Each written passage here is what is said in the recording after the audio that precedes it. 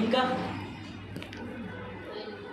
ఇంకా స్టార్ అంటే మన మెగాస్టార్, సూపర్ స్టార్, ఈ స్టార్లు కాదు మనకు కావాల్సింది. స్టార్ అంటే ఏంటి? అధికారానికి సాదృశ్యం. ఆకాశంలో యేసుక్రీస్తు పశువుల పాకలో ఉన్నప్పుడు ఆకాశంలో చుట్టం చూసి వాళ్ళు ఏమనుకున్నారు? రాజు పుట్టాడు అన్నాడు. అంతే కదా, ఎక్కడో ఒక రాజు పుట్టాడు అన్నాడు. రాజు అంటే అధికారానికి సాదృశ్యం. ఆ చుక్క అధికారానికి సాదృశ్యం.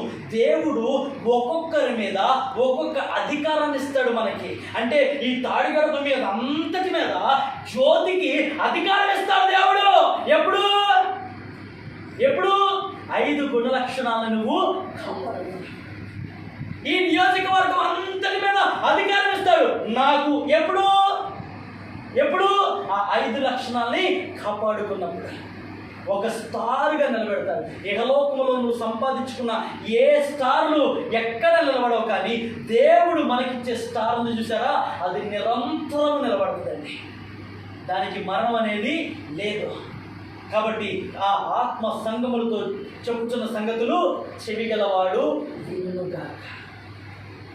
కాబట్టి నా మాటలు ముగిస్తున్నాను. మనం వేకువ చుక్కవలే అధికారాన్ని కలిగి ఉండాలంటే 5 లక్షణాలను మనము మన జీవితంలో కాపాడుకోవాలి. ఓ సంగమా, మీరు చాలా జాగ్రత్తగా వీటిని కాపాడుకోండి. యెజబెలు లక్షణాలని సంగమంలోకి తీసుకురాకండి. అది చాలా భయంకరమైనటువంటి లక్షణాలు. అవి ఏమైనా మీలో ఉంటే ఇప్పుడే చెప్తున్నాను, వాటిని పారద్రోలండి, వాటిని తీసివేయండి, వాటిని దూరపరచండి, వాటిని మీ జోలికి రానియకండి.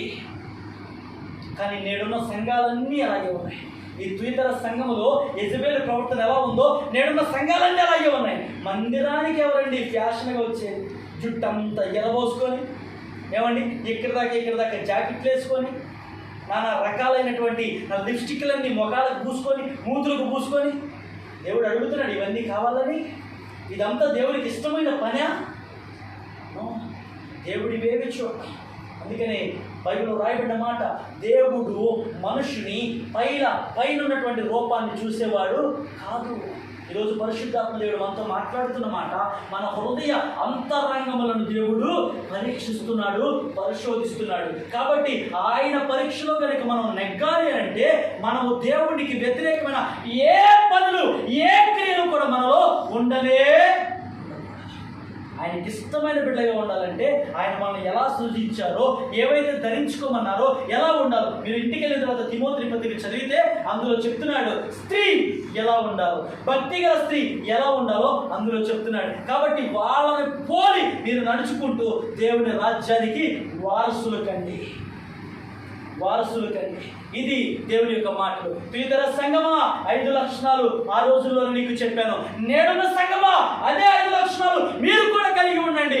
ఏ మాత్రము కూడా చెడు, పాపం, దేశం, రోగం ఏవి కూడా మీ మధ్యకు రాకుండా ఉండాలనంటే ఈ 5 లక్షణాలు కలిగి ఉండి, వేకువ చుక్కవలే అధికారాన్ని కలిగి ఉండి ఆయన రాజ్యానికి వారసు అవడానికి మీరు కష్టపడితే ఆయన మీకు ఆ పరలోక రాజ్యంలో గొప్ప వారసత్వాన్ని ఇవ్వబోతున్నాడు. దేవుడి మాటలు మన ఇంటిలో దీవించి ఆశీర్వదించును గాక. ఆమేన్.